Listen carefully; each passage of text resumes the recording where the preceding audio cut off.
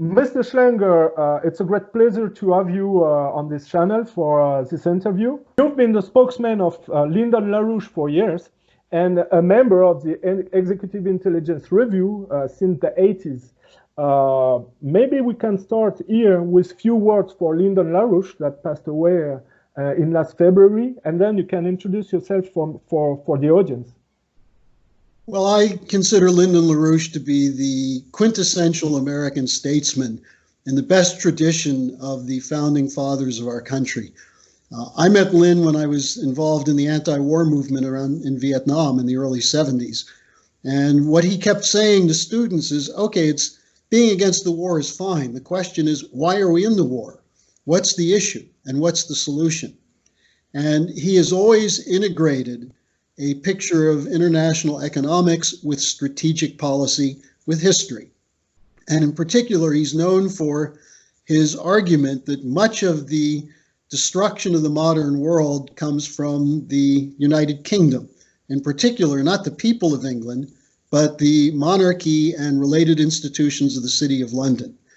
And these have their tentacles in the European Union now, very significantly in the United States, as we see from the whole Russiagate, the role of Christopher Steele, Sir Richard Dearlove, the chaos in the last decades, the Iraq War, the Middle East escapades, and so on.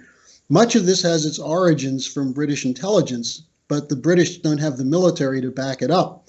And so they've tended to use, to some extent, the French, but also the United States. There's an old saying, British brains and American brawn. And that's something that Lynn has always emphasized. And he was attacked for it. You know, people said, why does LaRouche think the Queen has so much power? And he said, study it and you'll see. So I worked with LaRouche for many, many years. Starting in 1999, I was one of his two national spokesmen, and I continued until his death last February. And I think your viewers will get a sense from hearing from me the scope of our involvement and LaRouche's personal role in terms of shaping policies in the United States. And just one final point on LaRouche. I got to know during this last campaign in 2016, Roger Stone, who was a longtime friend of Donald Trump and an architect of his campaign. And when Mr. LaRouche passed away, Roger Stone was asked about that. And he said, I'm very familiar with the prophetic wisdom of Lyndon LaRouche. And he said, LaRouche played an important backstage role in the election of Donald Trump. And that doesn't mean that LaRouche talked to Donald Trump or that we're directly involved.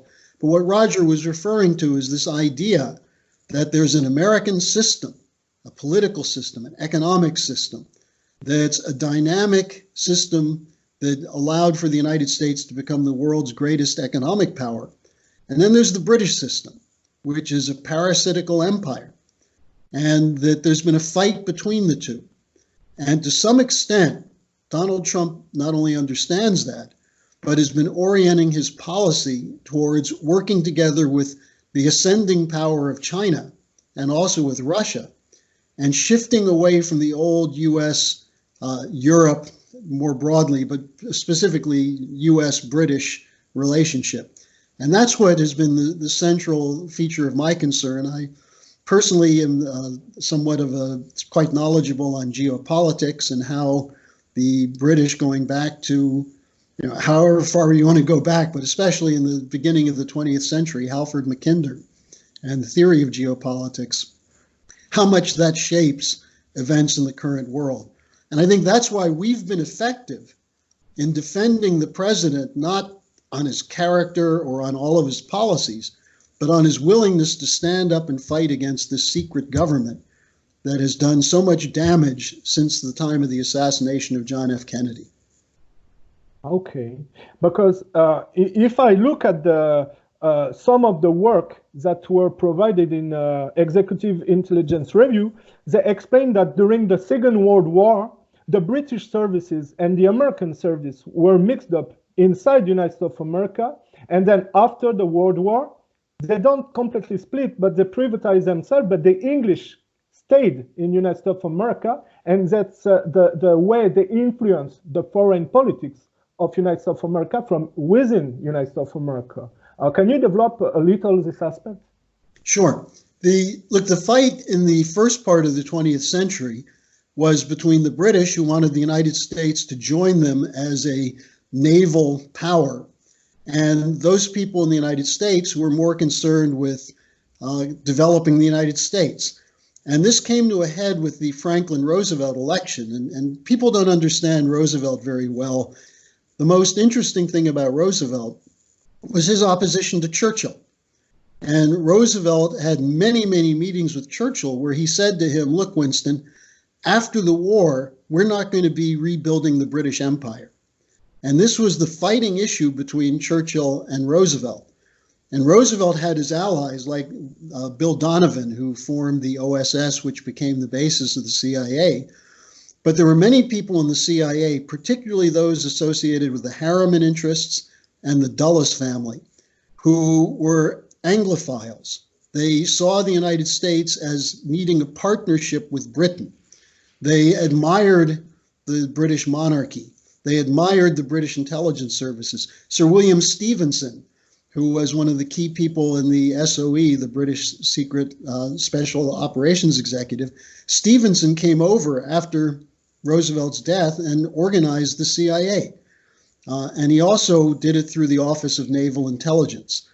So there's always been an element of the US intelligence community since World War II that oriented toward the British and the so-called special relationship. And on the other side, you had what you might call the American nationalists, who were involved internationally where they had to be, but didn't think that it was America's role to be a policeman of the world. And that tradition comes from George Washington, who warned of foreign entanglements, and from those in the United States who said, if we develop our own nation, we can be a model for others, but we don't have to impose our model physically. Now, today we have the biggest expression of the British system in the United States is the neoconservatives and the neoliberals. And these are networks that operate inside foundations such as the Council on Foreign Relations, the Trilateral Commission, the Bilderberger Group, and others. But more importantly, inside the State Department, inside the CIA, and inside the National Security Agency. And these are the networks that were involved, I would argue, in the Kennedy assassination and the cover-up, in all the wars the United States has been involved in since then, going back to Bush Sr. and the original Iraq War. And this is also the network which is insisting that Trump is making a mistake by trying to work with Putin, because as James Clapper, the lying former director of national intelligence, said, the Russians are genetically incapable of democracy, and they're genetically enemies of America. Now, this is the British element within the US intelligence community. And I might add, in the media as well. The US media is very much like the Daily Telegraph, the Economist, which is the old Rothschild publication, and so on.